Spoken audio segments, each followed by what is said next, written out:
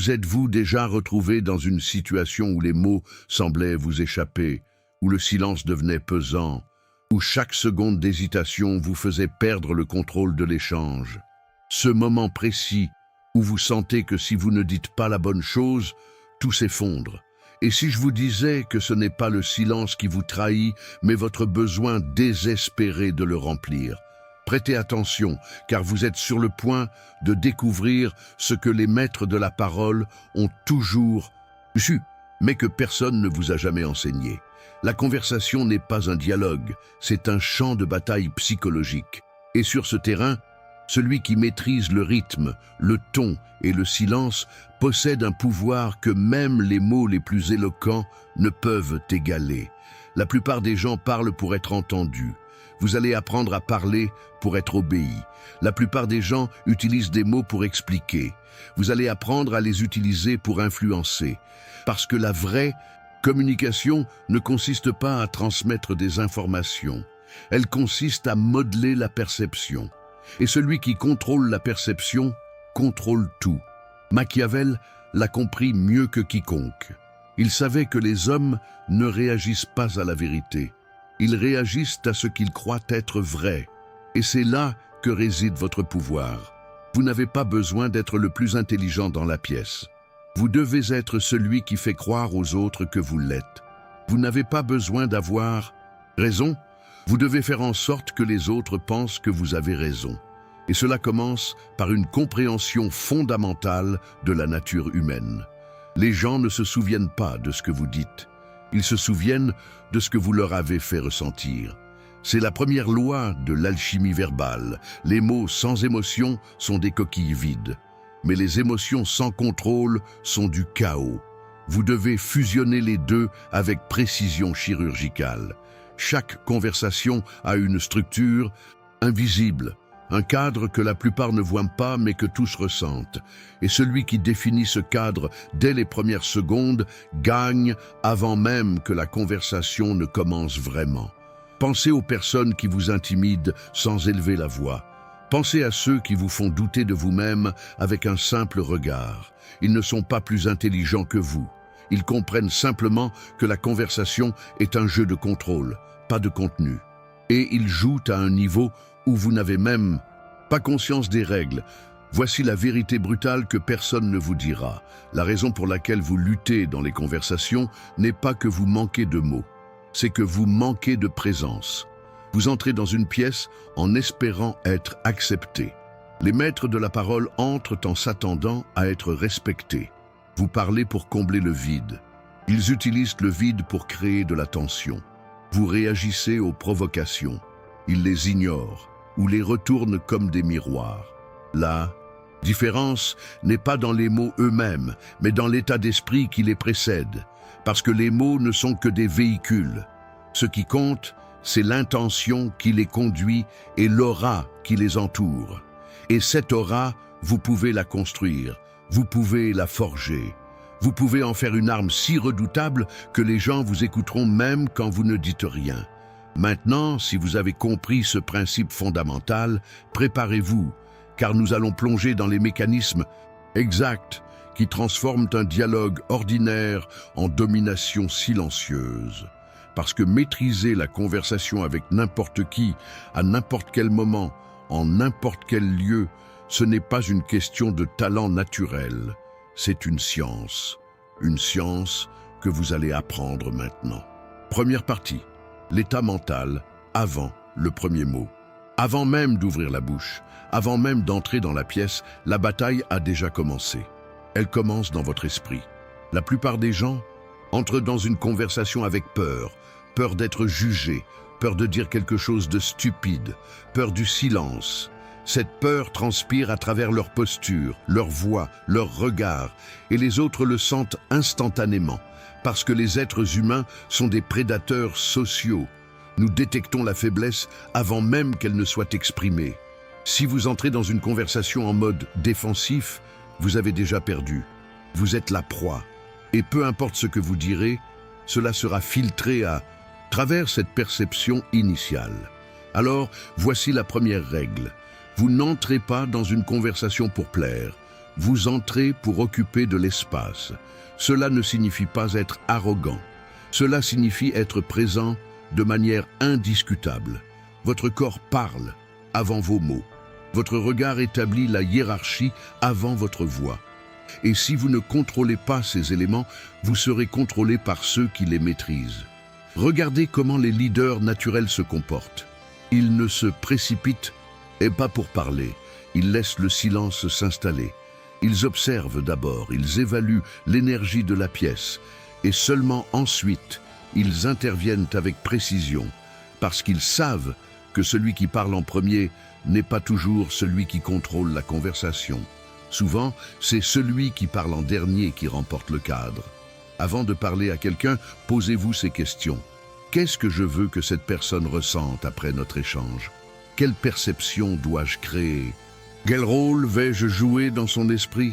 Ces questions semblent manipulatrices. Elles le sont. Mais la manipulation n'est pas mauvaise en soi. Tout est manipulation. Les publicités, les discours politiques, même les conversations amicales sont des formes de manipulation émotionnelle. La seule question est, allez-vous être manipulé ou allez-vous manipuler? Machiavel dirait que l'homme qui refuse de jouer ce jeu par moralité finit par être joué par ceux qui n'ont pas de tels scrupules. Alors, jouez, mais jouez avec conscience, jouez avec intention et surtout jouez pour gagner. Voici l'état mental que vous devez cultiver avant chaque conversation. Je ne suis pas ici pour impressionner, je suis ici pour observer, comprendre et guider. Chaque mot que je prononce est un test. Chaque silence que je laisse est une pression. Et à la fin de cet échange, c'est moi qui déciderai si cette personne mérite plus de mon temps ou non. Cet état d'esprit change tout, parce qu'il inverse la dynamique de pouvoir. Vous n'êtes plus celui qui cherche l'approbation, vous devenez celui qui l'accorde. Et cette inversion, aussi subtile soit-elle, est ressentie immédiatement par l'autre. Ils le sentent dans votre regard, dans votre posture, dans le rythme de votre respiration. Et inconsciemment, ils commencent à se conformer à votre cadre. Maintenant, comment ancrer cet état mental? Par la respiration, par la posture, par la visualisation. Avant d'entrer dans une pièce, prenez 3 respirations, profondes. Pas pour vous calmer, mais pour vous ancrer. Imaginez que votre présence remplit l'espace. Visualisez-vous comme quelqu'un qui n'a rien à prouver parce qu'il n'a rien à perdre. Et lorsque vous entrerez, vous ne chercherez pas les regards, vous les attirerez. Parce que la confiance n'est pas bruyante, elle est magnétique. Et le magnétisme ne se fabrique pas avec des mots, il se construit avec une présence inébranlable. Deuxième partie, l'art de l'ouverture, les 3 premières. Secondes, qui décident de toutine. Les 3 premières secondes d'une conversation déterminent tout le reste. Dans ces 3 secondes, l'autre personne évalue inconsciemment votre statut, votre confiance, votre dangerosité. Et une fois que cette évaluation est faite, il est presque impossible de la changer. Alors, comment commencez-vous? La plupart des gens commencent par des platitudes. Bonjour, comment allez-vous? Quel temps fait-il? Ces phrases ne sont pas mauvaises en soi, mais elles sont imprévisibles. Et la prévisibilité tue la présence. Parce que dès que quelqu'un peut vous catégoriser, il cesse de vous prêter attention. Vous devenez du bruit de fond. Alors, voici la technique. Ne commencez pas par parler, commencez par regarder. Maintenez le contact visuel une demi-seconde de plus que la normale. Pas de manière menaçante, juste assez pour que l'autre ressente qu'il est vu, vraiment vu. Cela crée une légère tension. Et la tension est votre allié, parce que la tension force l'attention. Ensuite, lorsque vous parlez, ne posez pas de questions fermées. Posez une question qui oblige l'autre à réfléchir. Au lieu de « Comment allez-vous » dites « Qu'est-ce qui vous occupe l'esprit en ce moment » Au lieu de « Quel est votre travail » dites « Qu'est-ce qui vous passionne vraiment dans ce que vous faites » Ces questions font 2 choses. Elles montrent que vous n'êtes pas là pour des banalités. Et elle force l'autre à s'engager émotionnellement dès le début. Mais attention, ces questions ne fonctionnent que si elles sont posées avec une véritable curiosité. Si vous les posez de manière mécanique, l'autre le sentira. Et vous perdrez votre crédibilité instantanément. Parce que les gens peuvent détecter l'authenticité. Pas par les mots, mais par le ton, le rythme, l'énergie. Alors, lorsque vous posez une question, soyez vraiment présent. Écoutez non pas pour répondre, mais pour comprendre. Et lorsque l'autre parle, ne préparez pas votre réponse. Observez. Regardez comment ils utilisent leurs mains, écoutez où leur voix se brise. Remarquez quand ils détournent le regard. Ces micro-signaux vous disent tout ce que les mots ne disent pas. Et celui qui lit ces signaux possède un avantage que les mots seuls ne peuvent jamais fournir. Voici un autre principe crucial. Ne remplissez jamais le silence par peur. Le silence après une question n'est pas un vide à combler. C'est un espace de réflexion. Et si vous le respectez, l'autre le ressentira comme une marque de confiance. Mais si vous paniquez et commencez à bavarder, vous montrez que vous avez besoin de validation. Et le besoin de validation est une faiblesse, parce qu'il donne à l'autre le pouvoir de vous l'accorder ou de vous la refuser. Ne leur donnez jamais ce pouvoir. Laissez le silence exister. Laissez-le respirer. Et observez comment, dans ce silence, l'autre commence à se révéler. Maintenant, parlons de l'ouverture physique. Lorsque vous saluez quelqu'un, ne tendez pas immédiatement la main. Attendez une fraction de seconde. Laissez l'autre tendre la sienne en premier. Cela peut sembler insignifiant, mais c'est un test de cadre subtil. Si l'autre tend la main en premier, cela signifie qu'il cherche votre approbation.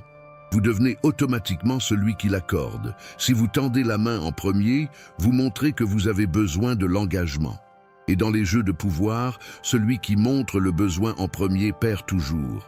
Alors attendez, observez, et répondez avec une poignée de main ferme, brève, mais pas écrasante. Parce que l'écrasement montre l'insécurité, la fermeté montre la confiance.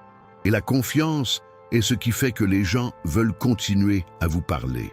Troisième partie, le contrôle du rythme, parler, écouter et le pouvoir du silence, stratégique.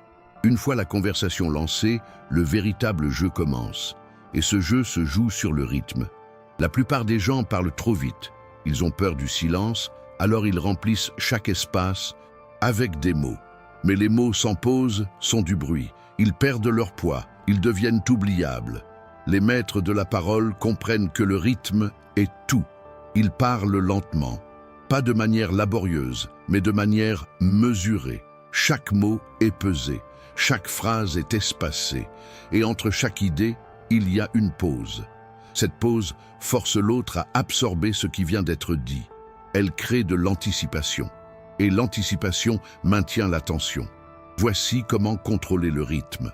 Lorsque vous parlez, divisez vos phrases en segments courts. Ne construisez pas de longues phrases complexes, parce que les longues phrases diluent l'impact. Dites une idée, faites une pause, observez la réaction, puis continuez. Par exemple, au lieu de dire « je pense que ce projet pourrait vraiment fonctionner si nous mettons en place une stratégie solide et que nous nous concentrons sur les bonnes priorités », dites « ce projet peut fonctionner ». Pause. Mais seulement si nous sommes précis. Pause. Et si nous éliminons les distractions. Voyez la différence. La première version est de l'information. La seconde est du commandement. Parce que les pauses transforment les mots en déclarations. Et les déclarations ne sont pas discutées, elles sont acceptées. Maintenant, parlons de l'écoute. Mais pas l'écoute passive, l'écoute stratégique. Lorsque l'autre parle, ne vous contentez pas d'attendre votre tour. Écoutez pour décoder. Posez-vous ces questions en temps réel. Qu'est-ce que cette personne veut vraiment dire? Quelle émotion se cache derrière ces mots? Où se trouve la vulnérabilité? Quelle croyance puis-je utiliser pour influencer? Parce que les gens ne disent jamais vraiment ce qu'ils veulent dire. Ils parlent en couches. La surface est ce qu'ils pensent que vous voulez entendre. En dessous se trouve ce qu'ils pensent vraiment. Et encore plus profondément se trouve ce qu'ils ne veulent pas admettre à eux-mêmes. Votre travail est de creuser, pas avec des questions brutales, mais avec des observations subtiles. Voici une technique puissante. Lorsque quelqu'un dit quelque chose, ne répondez pas immédiatement. Répétez simplement le dernier mot ou la dernière phrase qu'il a dite avec une légère inflexion interrogative. Par exemple, si quelqu'un dit « Je suis vraiment stressé par ce projet », vous dites simplement « stressé ». Cela les oblige à approfondir. Et dans cet approfondissement, ils révèlent ce qu'ils n'avaient pas l'intention de révéler. Cette technique s'appelle l'écho. Et elle fonctionne parce que les gens ont un besoin inconscient d'expliquer, surtout lorsqu'ils sentent que quelqu'un les écoute vraiment. Et dans cette explication, vous obtenez des informations que vous pouvez utiliser pour guider la conversation exactement où vous voulez qu'elle aille. Maintenant, le silence stratégique. C'est l'arme la plus puissante dans votre arsenal verbal. La plupart des gens ont peur du silence, mais vous ne devez pas le craindre. Vous devez l'utiliser. Lorsque quelqu'un vous pose une question difficile, ne répondez pas immédiatement.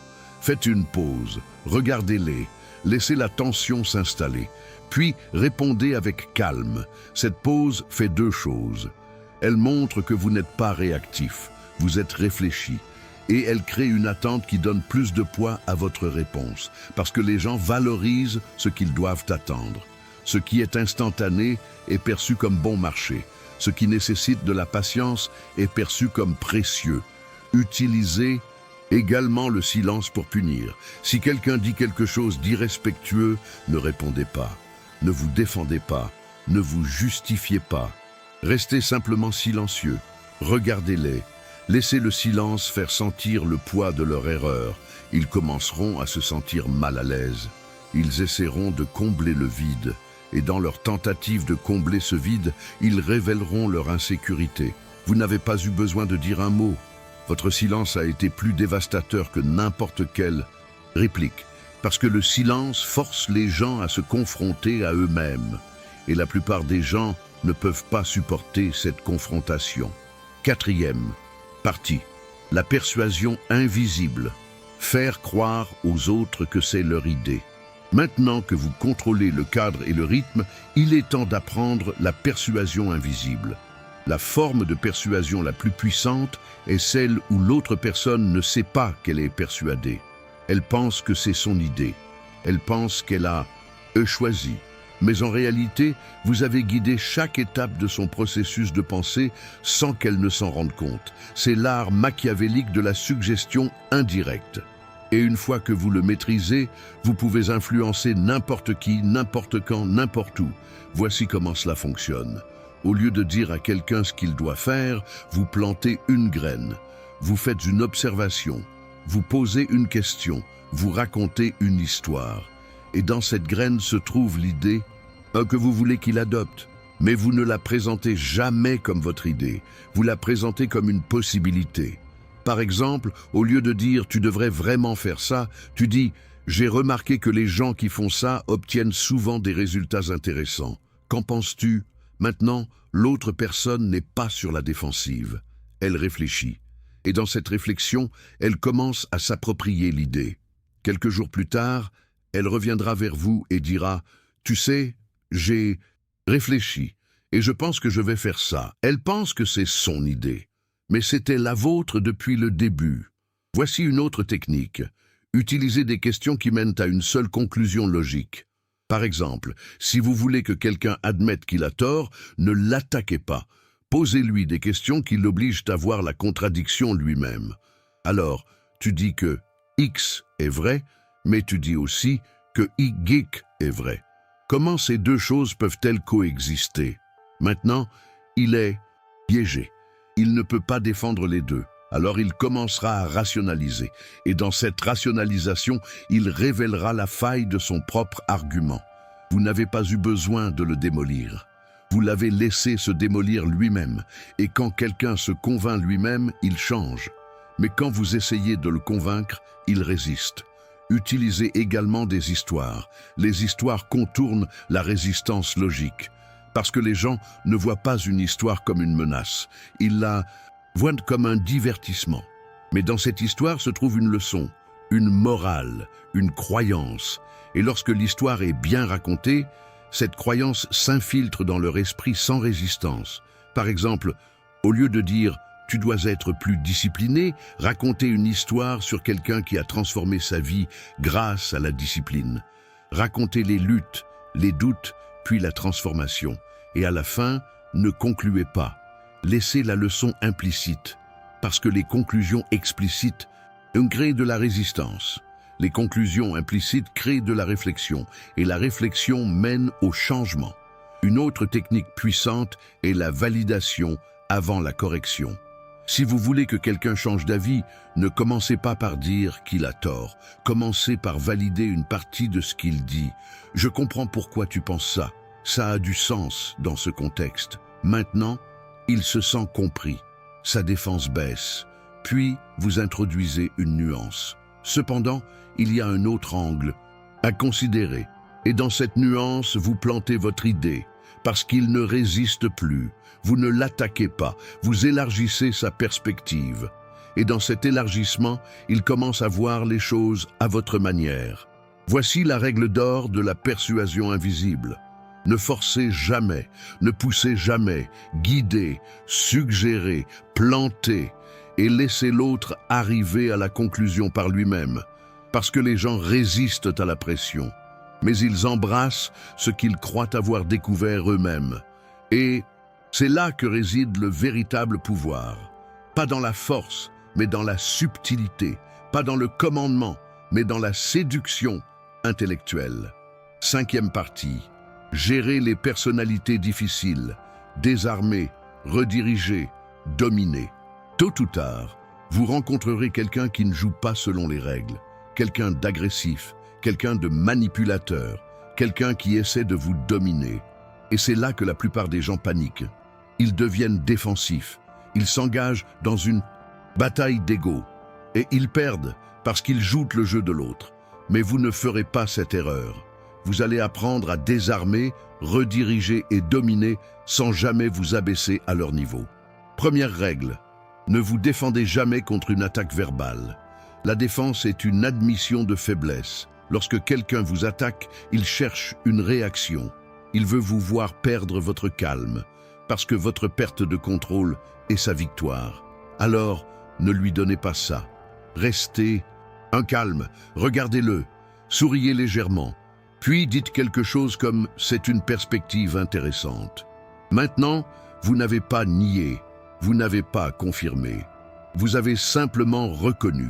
Et dans cette reconnaissance sans engagement, vous avez refusé de jouer son jeu. Il attendait une bataille. Vous lui avez offert du vide. Et le vide déstabilise ceux qui dépendent de la réaction des autres pour se sentir puissants. Deuxième technique, rediriger l'agression vers eux. Quelqu'un dit « tu ne sais pas de quoi tu parles ». Au lieu de vous justifier, vous dites « qu'est-ce qui te fait penser ça ?» Maintenant, c'est lui qui doit s'expliquer. Vous avez inversé le cadre. Il est maintenant sur la défensive. Et dans sa tentative de justifier son attaque, il révélera souvent qu'il n'a aucune base solide. Les gens agressifs comptent sur le choc initial. Mais quand vous ne réagissez pas et que vous les forcez à expliquer, leur agression s'effondre, parce qu'elle était basée sur l'émotion, pas sur la logique. Troisième technique, utilisez l'accord paradoxal. Quelqu'un vous insulte. Au lieu de nier, vous êtes d'accord de manière exagérée. Tu as absolument raison. Je suis probablement la pire personne pour ce travail. Merci de le souligner. Cela les déséquilibre complètement, parce qu'ils ne s'attendaient pas à ce que vous soyez d'accord. Maintenant, ils ne savent plus comment réagir. Vous avez enlevé tout le pouvoir de leur insulte en l'embrassant. Et souvent, après un moment, ils commenceront à se sentir mal. Parce que leur attaque ne vous a pas blessé, elle les a exposés comme étant mesquins, et vous êtes resté calme, au-dessus de tout.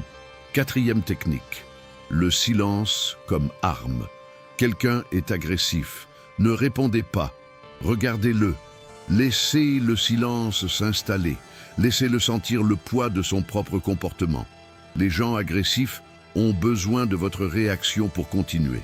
Sans réaction, ils s'effondrent. Ils essaieront d'escalader. Ils diront quelque chose de plus fort.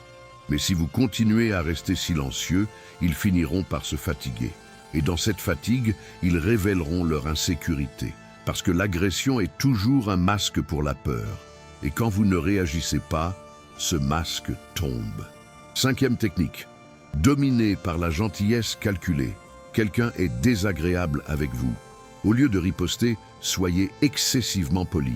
Merci pour ton feedback. J'apprécie vraiment que tu prennes le temps de partager ton point de vue. Cela les déséquilibre. Parce qu'ils ne peuvent pas vous attaquer si vous êtes poli. S'ils continuent, ils commencent à paraître irrationnels. Et les autres dans la pièce le remarqueront. Vous venez de gagner le soutien social sans même vous battre, parce que vous avez montré de la classe pendant qu'ils ont montré de la faiblesse. Voici la vérité sur les personnalités difficiles. Elles sont difficiles parce qu'elles ne se contrôlent pas elles-mêmes. Elles projettent leur chaos intérieur sur les autres. Mais si vous refusez d'absorber ce chaos, si vous restez ancré, calme et stratégique, elles ne peuvent rien vous faire. Vous devenez comme un roc dans une tempête. La tempête fait rage, mais le roc ne bouge pas. Et finalement, la tempête se fatigue, mais le roc reste. Sixième partie, l'art de la sortie. Comment terminer une conversation en position de force. La fin d'une conversation est aussi importante que le début, parce que c'est la dernière impression. Et la dernière impression est souvent celle qui reste. La plupart des gens ne savent pas comment terminer une conversation. Ils s'attardent, ils traînent, ils continuent à parler même quand il n'y a plus rien à dire.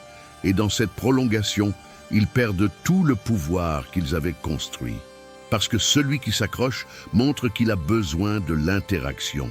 Et le besoin est une faiblesse. Voici comment terminer une conversation en position de force. Terminez toujours avant que l'autre ne veuille que vous partiez. Laissez-les en vouloir plus, parce que le désir crée de la valeur. Si vous restez trop longtemps, vous devenez familier. Et la familiarité diminue la valeur. Alors, partez au sommet. Partez quand l'énergie est encore élevée. Partez quand ils rient, quand ils sont engagés, quand ils veulent continuer. Parce que maintenant, vous êtes celui qui a le contrôle. Vous êtes celui qui décide quand l'interaction se termine. Et cette décision est un signal de statut. Comment faites-vous cela pratiquement? Vous ne demandez pas la permission de partir. Vous annoncez « C'était vraiment intéressant. Je dois y aller maintenant. » Pas d'excuses. Pas d'explication, juste une déclaration, parce que les excuses impliquent que vous avez besoin de justifier votre départ, et vous n'avez pas besoin de justifier quoi que ce soit. Vous décidez, vous partez, et l'autre accepte, parce que vous avez établi le cadre depuis le début. Vous n'êtes pas quelqu'un qui mendie du temps. Vous êtes quelqu'un dont le temps est précieux. Voici une autre technique. Plantez une graine de futur avant de partir, dites quelque chose comme « on devrait continuer cette conversation » ou « ce serait intéressant d'explorer ça plus en profondeur ». Maintenant, vous avez créé de l'anticipation. L'autre personne pense déjà à la prochaine fois. Elle ne ressent pas la fin comme une perte, elle la ressent comme une pause. Et dans cette pause, elle pense à vous.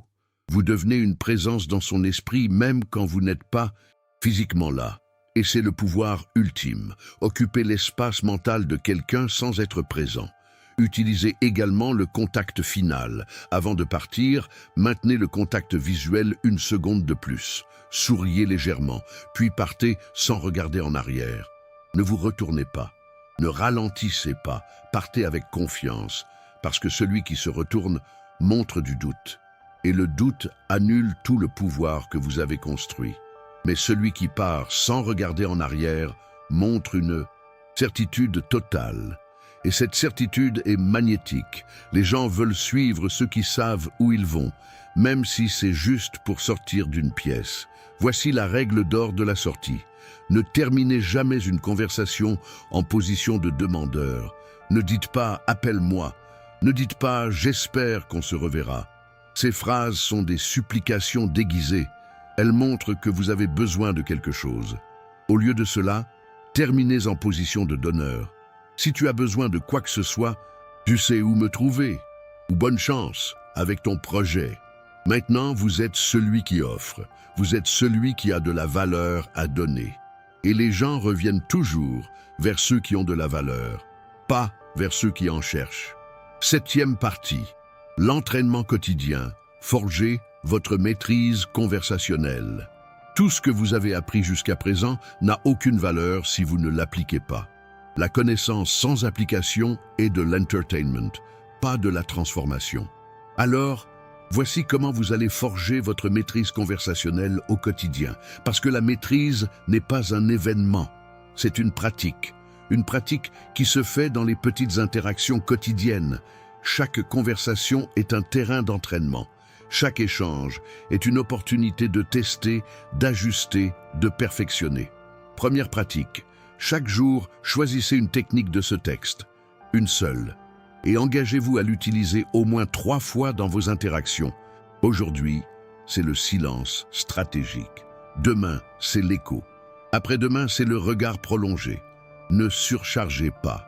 Maîtrisez une chose à la fois, parce que la maîtrise vient de la répétition, pas de la variété. Et lorsque vous répétez une technique assez de fois, elle devient inconsciente. Elle devient partie de qui vous êtes. Et c'est là que le véritable pouvoir réside. Quand vous n'avez plus besoin de penser à ce que vous faites, ça arrive naturellement. Deuxième pratique, enregistrez-vous. Utilisez votre téléphone. Enregistrez une conversation, pas pour espionner, mais pour analyser. Écoutez-vous après. Comment est votre ton? Parlez-vous trop vite? Utilisez-vous des mots de remplissage? Est-ce que vous interrompez? Est-ce que vous laissez des silences? Cette écoute objective vous montrera des choses que vous ne remarquez pas en temps réel. Et ces observations vous permettront de corriger. Parce que vous ne pouvez pas améliorer ce que vous ne mesurez pas. Et vous ne pouvez pas mesurer ce que vous n'observez pas. Troisième pratique, observez les maîtres. Regardez des interviews de leaders, de négociateurs, de vendeurs d'élite. Mais ne regardez pas le contenu. Regardez la forme. Comment pose-t-il des questions? Quand se taise-t-il? Comment gère-t-il les interruptions? Comment contrôle-t-il le rythme? Prenez des notes, imitez, parce que l'imitation est la première étape vers la maîtrise. Vous ne volez pas, vous apprenez. Et une fois que vous avez appris assez de styles différents, vous créerez le vôtre, un style unique, un style qui est une synthèse de tout ce que vous avez absorbé. Quatrième pratique, sortez de votre zone de confort. Parlez à des inconnus, pas parce que vous avez quelque chose à gagner, mais parce que c'est l'entraînement le plus pur. Il n'y a pas d'enjeu, il n'y a pas de pression, c'est juste vous et votre capacité à créer une connexion à partir de rien. Commencez petit, un compliment à un serveur, une question à ou quelqu'un dans une file d'attente. Une observation à un collègue que vous ne connaissez pas bien et observez comment ils réagissent. Pas pour juger, mais pour apprendre. Parce que chaque personne est un livre de psychologie humaine et chaque conversation est une leçon. Cinquième pratique, réfléchissez chaque soir. Prenez 5 minutes avant de dormir. Repensez aux conversations de la journée. Qu'est-ce qui a bien fonctionné? Qu'est-ce qui aurait pu être mieux? Qu'est-ce que vous avez appris? Sur vous-même, qu'est-ce que vous avez appris sur les autres? Cette réflexion consciente transforme l'expérience en sagesse. Parce que l'expérience seule n'enseigne rien. C'est l'expérience réfléchie qui crée la croissance. Et si vous faites cela chaque jour, dans 6 mois, vous ne serez plus la même personne. Vous serez quelqu'un que les gens écoutent, quelqu'un que les gens respectent, quelqu'un que les gens veulent suivre. 8e partie, le niveau ultime, devenir une présence. Inoubliable. Il y a un niveau au-delà de la technique, un niveau où vous ne pensez plus à ce que vous faites, vous êtes simplement. Vous entrez dans une pièce et les gens le sentent. Pas parce que vous êtes bruyant, pas parce que vous êtes performatif, mais parce que vous portez quelque chose qui ne peut pas être fabriqué. Une présence, une aura, une gravité.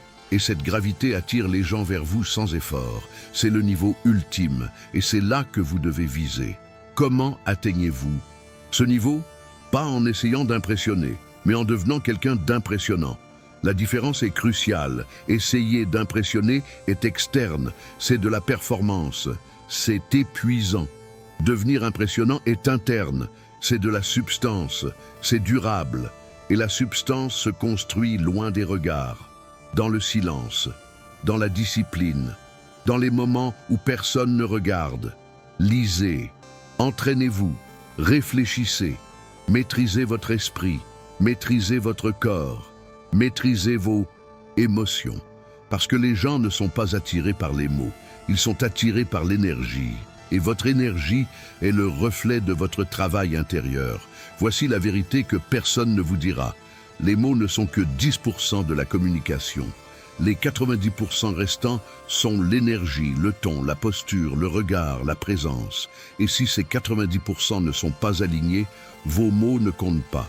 C'est pourquoi certaines personnes peuvent dire des choses ordinaires et captiver une pièce. Et d'autres peuvent dire des choses brillantes et être ignorées. Ce n'est pas le contenu, c'est le contenant. Alors, travaillez sur le contenant. Travaillez sur vous-même. Devenez quelqu'un qui n'a pas besoin de prouver quoi que ce soit. Quelqu'un qui est si solide à l'intérieur que l'extérieur ne peut pas l'ébranler. Lorsque vous atteignez ce niveau, les conversations deviennent sans effort. Vous n'essayez plus de contrôler. Vous guidez naturellement. Vous n'essayez plus de persuader. Les gens se persuadent eux-mêmes simplement en étant en votre présence. Vous ne cherchez plus l'approbation, vous l'accordez. Et c'est là que le véritable pouvoir réside. Pas dans la domination, mais dans la présence magnétique qui rend la domination inutile.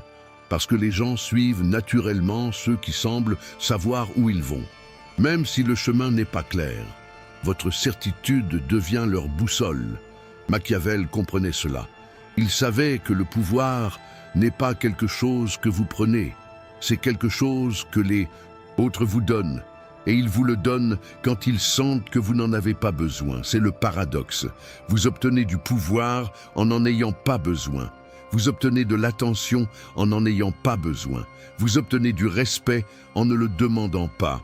Parce que le besoin repousse, l'indépendance attire. Alors, soyez indépendant, soyez complet en vous-même et regardez comment le monde commence à graviter vers vous. Voici votre mission finale. Ne cherchez pas à devenir quelqu'un qui peut parler à n'importe qui. Devenez quelqu'un avec qui n'importe qui veut parler. C'est la différence entre chasser et attirer.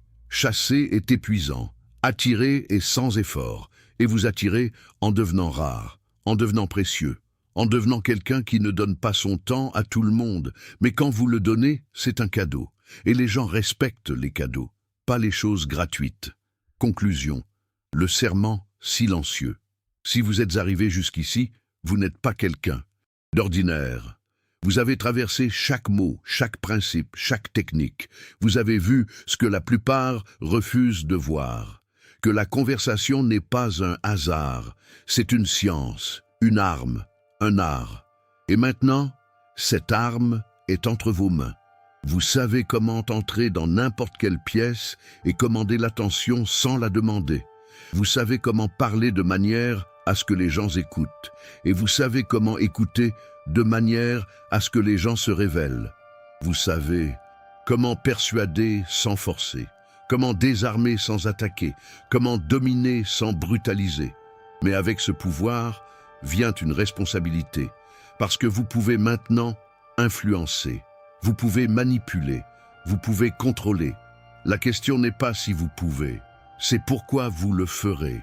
Utiliserez-vous cela pour construire ou pour détruire, pour élever ou pour dominer sans but? Machiavel vous dirait que la moralité est secondaire par rapport à l'efficacité.